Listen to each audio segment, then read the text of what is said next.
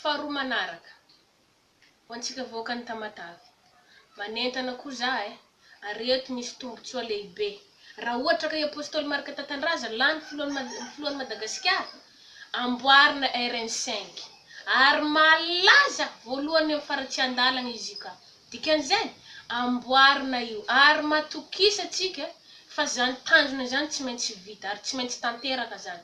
Raha apôstôly Marika Tatandraza no lany mpanjakan'i Madagasikara ary apôstôly Marika Tatandraza zany tsy mbola nandisy fanantenana ny vahoaka. Rehefa izy miteny, rehefa apôstôly Marika Tatandraza no milaza tsy teny avy ao aminy akory no lazainy fa avy amin'ny Jehovah Andriamanitra izay nanamboatra anazy sy izay naniraka azy.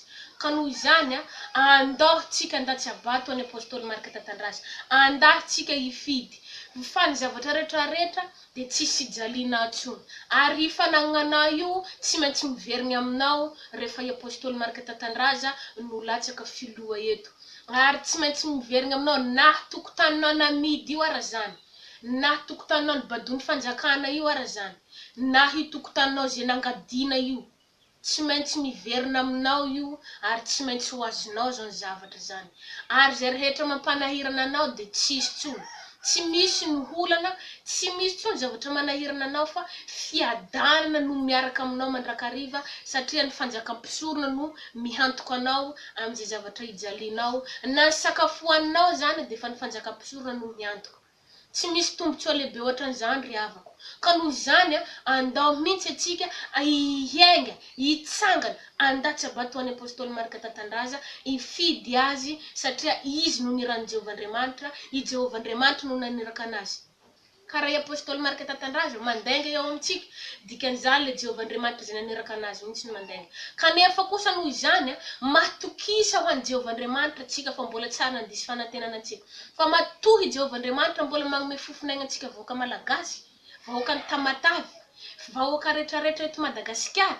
Dikan'izany mbola tian'i Jehovah Andriamanitra atsika hiadana. Ary zany fanjakan'Andriamanitra zany na fanjakam-pisorona zany tsy voaniany no nidradradrana zany fanjakam-pisorona zany. Fa raha mandinika baiboly atsika dia efa voasoratra ao anatin'ny baiboly. Kanefa kosa ny teny fikasan'i Jehovah Andriamanitra tsy miverina any aminy koa tsy tanteraka. Noho izany vahoakany Tamatavy mafana fo atsika zay mifanomponan'i Jehovah Andriamanitra. Ka andeha itsika hiara hitsangana anohana ny mpanompon'Andriamanitra, anohana le iraka lehibe farany zay iraka Jehovah Andriamanitra. Izy mihitsy no tohanantsika fa andao atsika anohana anazy hiara hitsangana mihitsy atsika, iray fo tsika, iray saina tsika mba hanohana antsika anazy satria atsika nefa leo fijaliana, leo fahantrana atsika. Ka te hiadana atsika dia andao atsika hifidy ny apôstôly Marika Tatandraza. Fa i apôstôly Marika Tatandraza dia tsy mba mamitaka antsika zany. Ary manome fatokisana ho antsika izy fa tsy hivadika amin'ny teny izay nanirany Jehovah Andriamanitra anazy. Ka noho izany misy matoky antsika vahoaka ary matokisany apôstôly Marika Tatandraza ihany koa fa tsy maintsy tanteraka aminao zay zavatra irinao. Io jiro tsisy io, io rano tsisy io, tsy maintsy miadana atsika amin'ny akasika jiro. Ary tsy andoavam-bola zany fa ny fanjakam-pisorona no mihantoka antsika. Zay zavatra rehetrarehetra lanitsika zany dia fa ny fanjakam-pisorona no mihantoka. Manentana antsika tompoko mankasitraka.